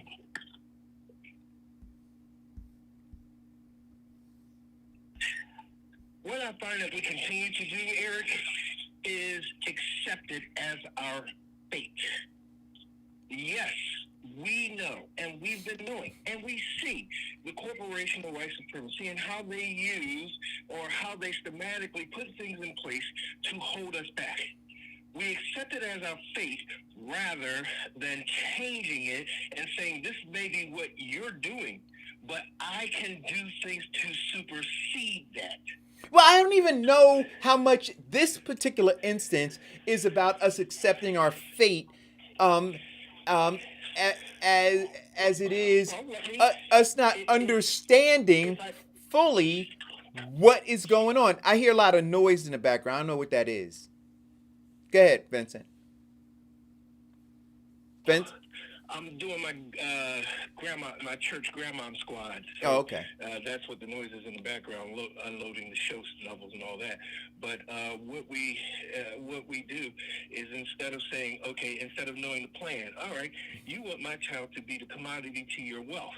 I want to prepare my child so that if you are pimping him, he won't be pimped cheap. So I want to prepare my child with education. And what we do is we sit up there and we know what they're doing, but we use it as a crutch. But I'm saying to you, I don't know. What I'm saying is this. Look, the corporation white supremacy is playing high-level chess. High-level chess. It's a chess player that you're playing at that has 8 moves in the pocket ahead of you, right? So while you're looking at this one move over here, they've already calculated that you're going to make that move, and they've got a move to buttress that, and then they got 7 other moves after that. Ready. And I think that that's what's happening now. So they're moving at such a fast pace and understanding the deficit that the black community is in right now. They saw it. Right? It all laid itself out, and we didn't respond. When COVID hit, right, what did they realize? That we, in terms of our health, are at a disadvantage because of our underlying conditions. We are at a disadvantage because of our income levels and our inaccessibility to health care. We are at all of these disadvantages. And then when education came along, that whole piece, we were at a disadvantage because we didn't have the infrastructure to be able to maneuver to this new way of learning for our kids. That's what they see, that we're vulnerable. And we're doing nothing to change our circumstances. We, in fact, we're allowing them, so they're pumping in these false narratives to keep it going, right? Exactly. To keep us dying. To keep us in the condition that we're in. And then we're taking those narratives and we're feeding them into our own communities. That's exactly what I'm saying. We're drinking the Kool-Aid because it's their narrative in which we are actually following, rather seeing the blueprint and maneuvering against it. If somebody moves kings to bishop 4, I'm moving knight to queen 3. But then listen, because the corporation of white supremacy is so brilliant, right? We're relying on those pieces on the board to have the strength that we thought they have. Our mayors, our council people, our board members, right? That are supposed to counter those moves. But now, for those who are woke, we realize that they are on the other side. That's crazy. Call or go. Eric, here's the brilliance of the corporation of white supremacy. English, press 1. Oh, Spanish, press hold on. See? Hold on for a second. Hold on for a second. I took a... Yeah, a spam call. No, it was a call from the city about the weather. But go ahead. Okay, and that is the problem or the brilliance of the corporation white supremacy. See, we use the crutch of, okay, these people that we are electing are supposed to have our back, but in reality, they are have been brought and paid for by a lot of people who went through a process. That's our big fault. So we have to be more self-sufficient and self-sustaining in terms of our education and desire for our children. We cannot sit up here and rely on somebody else. We have to be the heroes that our children need. Now, see, that's too lofty. You know what we need to do right now? We need to identify all these slave catchers and Negro whisperers, and we need to kick them off the island. See, we can't get to the third floor where you are, Vincent, until we do these things first, right? We can't get to that space that you're talking about until we've cleaned house, because these slave catchers and Negro whisperers right now are working against us. So to talk about doing these other things, it's like having termites, right? So you got termites in the foundation of your house, and you're sitting there talking about how you're gonna redo the attic, right? Okay. Well, if you don't deal with the termites, your whole goddamn house is gonna fall down. Call or go. So if Call or go. Termites, then Caller? I don't think that, Eric, so how do we even get to the leadership that's supposed to answer for us or for whatever, promote us, right? Because it seems like to me, we as a community kind of want the easy way. So it's kind of easy to not press and make. Hey, Vincent, mute. Make the school districts really fine-tune remote learning. And I'm just trying to pick something to make my point simplistic. That it's easy to say, oh, it's snowing outside, let's take a snow day. It's easy to say, oh, I'm not going to go get that vaccination because they don't care about us.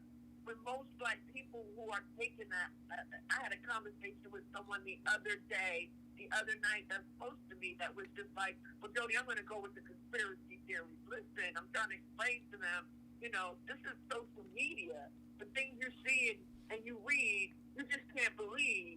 Well, you follow your doctor, what they said to me, and I'll follow mine. The doctor on the internet? What's that doctor? Is that an internist? Or is that a radiologist? Was still in with Trump? Who are you listening to? And why don't you, I told them what Eric said. Why don't you just call your doctor? Yeah. But see, so again, we first have to understand, I think, we have to understand that we got termites, right? But we haven't even gotten to that point yet, where we realize that the foundation of the house is rotted. And not only is it rotted, but it's actively being eaten away at. Actively, right? And until we understand that, none of the other things that we talk about can be realized. We got to deal with that first. Well, here's the thing, Eric. When you have termites, how do you become the hero or the advocate for your house? What? When you have termites, since we're using that analogy, how do Well, you just become answer. the I hero? don't know. But just what is Well, yours? Go ahead. one of the biggest things and the most easiest things you could do is call an exterminator. Someone who has more knowledge in killing and ridding of this pest than you. And the same thing for our children's education. we realize, and we have to come, or a lot of people need to be unplugged and come to the realization that our children are falling behind. And we have to come to the realization that we have to be the hero or the advocate for our children. And once we do that, we can come to the realization. Right, but you know what, but Vincent, like Diane, hold on, let me finish here. Please don't cut me off. Like Diane said, take care of those things, like weekend classes, online classes, anything to help our children with tutoring, anything Got that it. can give our children a better advantage. Got it. But here's what I'm saying to you, Vincent. Vincent, when you use words like, or phrases like, come to the realization. How does that happen?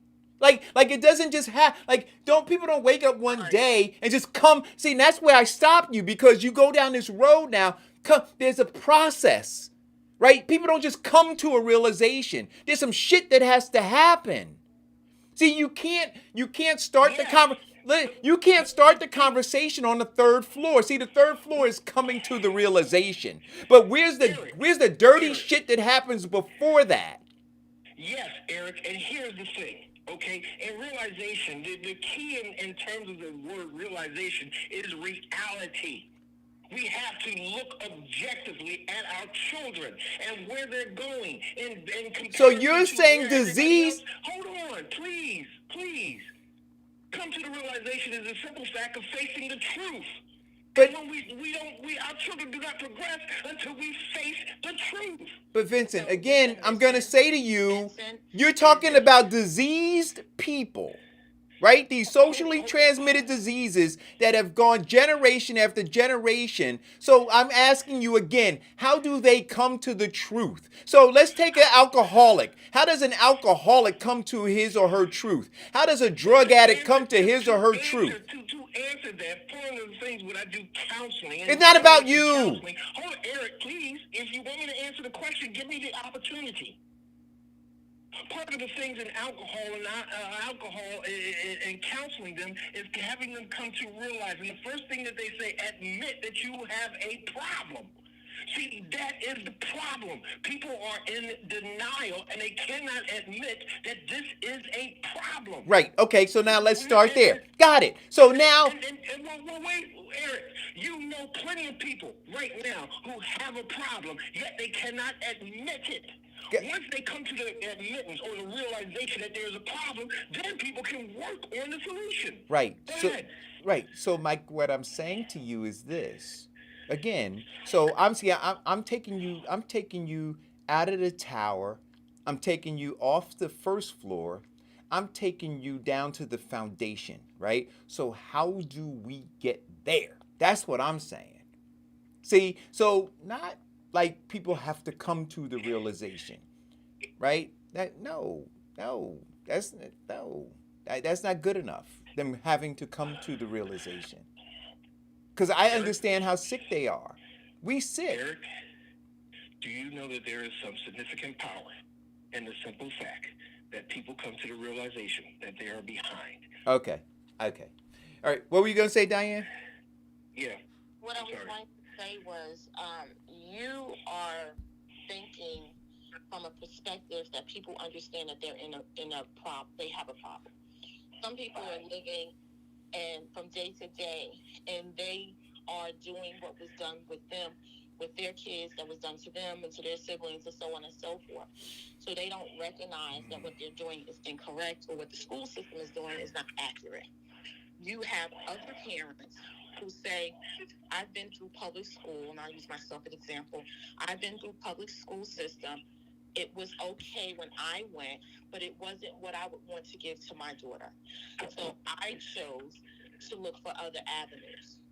I chose to be out there and talk to other parents who I know were doing other things. My daughter was in a program called the New Jersey Seeds Program. I knew about the program through a woman, Miss Sheila, that I worked with for the state. Her niece was in the program, and at that time, my daughter was probably 6, so she wasn't even old enough to get into the program. But I stayed on top of it until she hit 7th grade, so that she 6th grade, so that she could get into the program. Then prior to that, I listened to other programs. You said Vincent. Oh, sorry. I thought I did. prior to that, I looked into other programs. So you can't expect everyone to say, oh, there's a problem, we're going to resolve it, now we're going to do better. Because people don't know that they have a problem. I can come to your house I agree and see with that you. there's a problem that you may not see. No, that's what I'm saying. Sure, but if I could, Diane, one of the things that you did is recognize your child's wealth. And then you looked at the comparison of where your child is, where you want them to be, and where they are in terms of their peers. And you took the steps and actions to make that change. That's what you're doing is exactly what you did is exactly what I'm saying. But that came from home training, that came from my parents, that came from my grandparents. I didn't just come up with that idea. Well, that's what I'm saying. So I'm saying now. But neither did your parents or your grandparents. But at some point in time, in terms of, and this is the other point, at some point in time, just like alcoholism and other socially transmitted, as Eric called them, socially transmitted diseases, are passed down from generation to generation to generation. Yet, even in those situations, there are some people who say that I need to be the one to break the cycle. And that's what you did.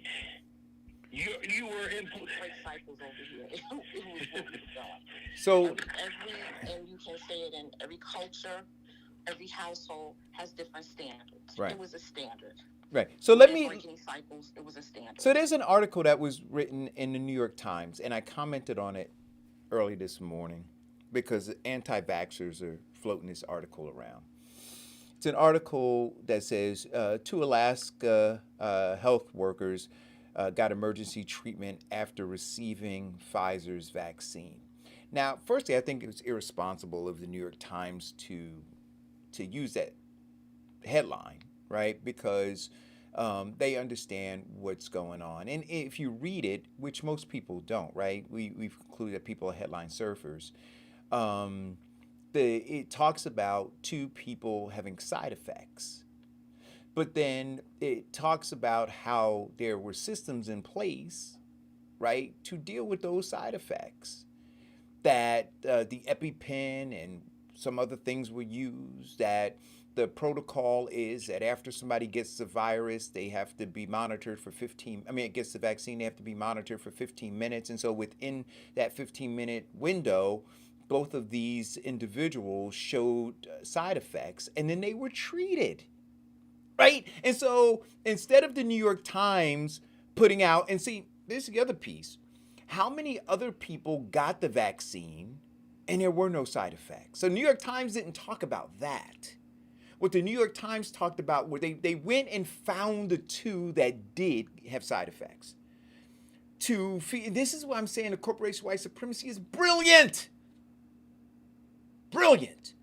Because they know that the group of people most likely to drink this with a big Kool-Aid straw is the black community because of its historic dealings with the government and with the healthcare industry. So they float that out there. And then you've got these paid groups who are paying black folk to go and share it. Right? Because they know black folk, by and large, are headline surfers. So they'll read the headline and then they'll start spreading the nonsense. Yeah, but here, what they did was give 10% fact and 90% false, or a false opinion. Because, I mean, we all know that when they did the test in England, which is where the report comes from, those two nurses have had severe allergies to the point of having EpiPens. Oh, no, that's right. They do not fit in the actual criteria and study. But, yes, they are feeding a false narrative. But one thing that really kills me about black people and them saying that that's just a white man trying to kill us is the realization that if white people really, the corporation of white supremacy, really wanted to extinguish the black race, all they had to do was poison the chicken. Well, but so they're not right. So let us be clear. Our goal, move your phone again, man. Their goal is not to kill us, because if they did, who would they have to do the work for them? See? See? See? Probably be all the Mexicans that they won't. No. They've invested far too much in Black Americans. See, read the Willie Lynch letter. He said for a few hundred years, if you do this, you'll have them.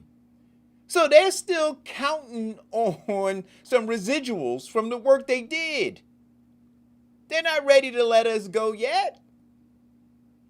I want you to like that's why I started this piece by saying understand how they see us.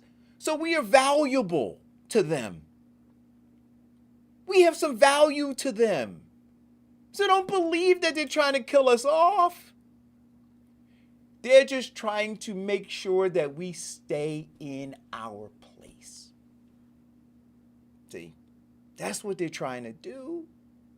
And we have Negro whisperers and slave catchers who are more than happy to oblige in terms of helping them achieve that goal. Absolutely. That's it.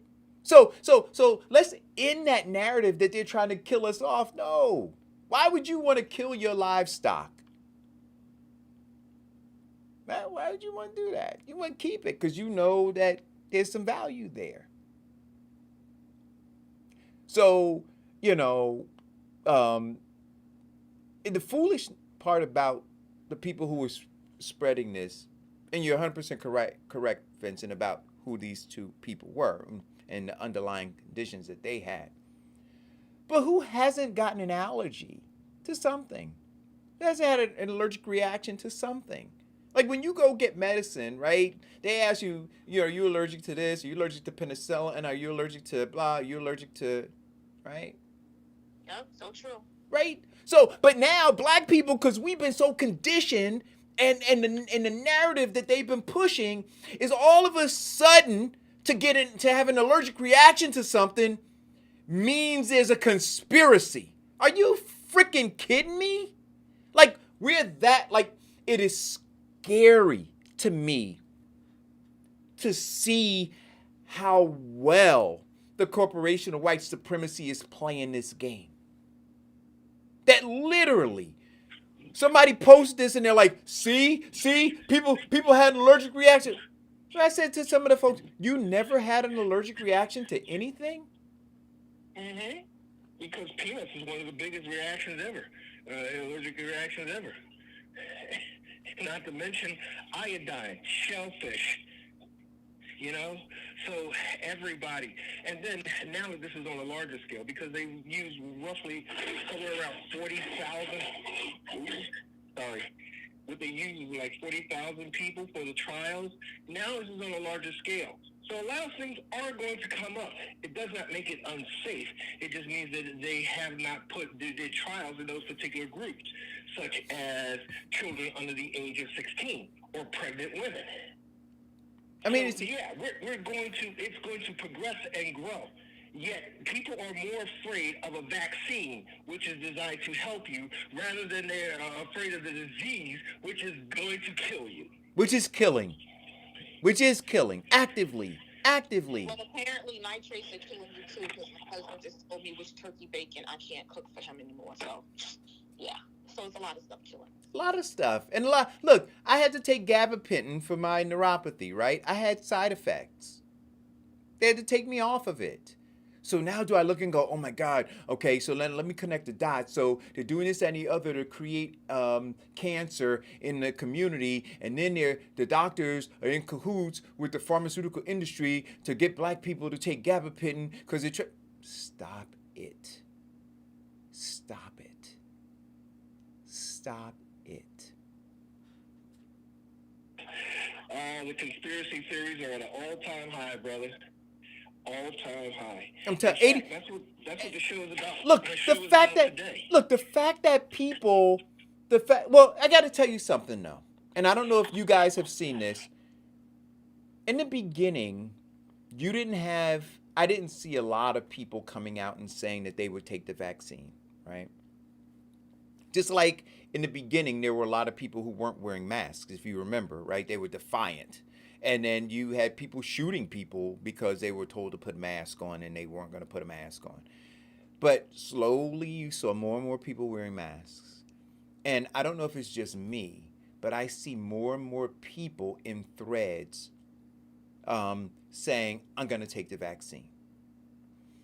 And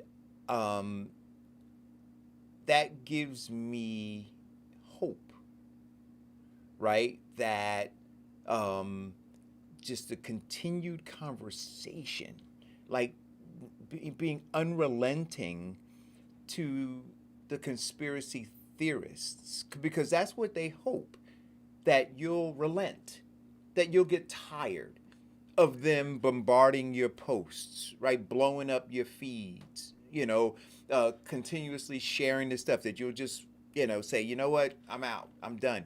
We can't. We have to Or stay. listening to the lie long enough and it becomes the truth. Yeah, we have to Wait, stay for the engaged. time when they have to, these anti-vaxxers have to take it, and the excuse that they're going to give, because they were very, and we know certain people were very, what would you say, shrewd about not wearing masks, and I'm not going to wear a mask, and you can't make me, and it's stupid, and this, that, and other. But then I hear on the other end, oh, you was out at X, Y, and Z, but you had that mask on, didn't you? That's right. That's right. So Yeah. it's going to be interesting to see. I say all the time, I'm not taking the vaccine. I ain't taking it in the beginning, but I ain't crazy and stupid. So there are 80. I was taking it at some point. I may be the last person, but I'm going to get it. Well, Diane, you're right. 73% of African Americans said that they will wait and see. Right. Last poll. Right. But I think that that's a better poll than, so you got to look inside of those, right? So I think that if you had polled Black Americans, in October, you probably would just have them say no instead of I'll wait and see, right? So I think that we've made progress with I'll wait and see. See, because there's a big difference, right? Because if you ask somebody if they're going to take cyanide, they say no, right? Because they understand that that's going to kill them. But for them to say I'll wait and see kind of says I'm open-minded. And so I think that there's room, right, to engage them with science. So, and that's why I'm saying we have to be unrelenting, because the corporation of white supremacy has dug its heels in and has identified their slave catchers and the Negro whisperers now, right? And have them fully engaged in crippling the Black community. And so we have to stay engaged as well to save lives. Not just about us. See, it's not just about us. And see, Eric wearing a mask, Eric keeping social distancing, Eric being willing to take the vaccine takes me off the grid in terms of a weapon against other people in my community. You see, because now, if I'm vaccinated, I become less likely a candidate to transmit the virus. See, if they keep you from taking the vaccine, it's not about you.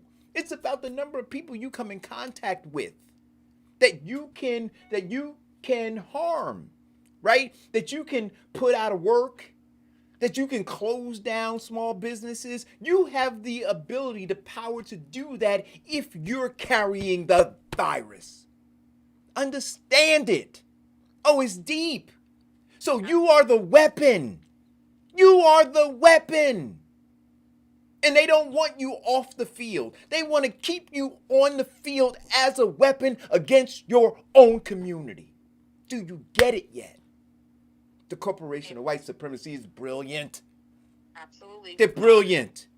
Article this morning in Brooklyn stated that 1,000 restaurants have closed. Yes, because of you. Understand, because of you. They've closed because of you. Wow. See, listen to what I'm saying to you. You're disconnected. Your kids are failing because of you. They're falling further and further behind because of you. 83,000 deaths in the next 2 to 3 weeks because of you. As we see, some Black people think they're so woke that they understand how genocide's going to happen. Oh my God. What do you see happening now? Because of you. You are the agent. They have used you successfully. The corporation of white supremacy is brilliant. 12 o'clock. Thank you guys for tuning in. Don't be the Talk weapon. to you guys. Thank you. Thanks. Love you. Stay safe. Please wash your hands With soap. with soap. Wear your mask. Wear your masks. Keep your distance. Keep your distance. Stay home. Stay home. Spread truth, not lies. Every day. Go to school. Work with your children in school, please. Thank you guys for Rise tuning and in. grind. Rise and grind. That's Yes. Rise and Grind. There you go. Thank you guys. Love you all. See you tomorrow.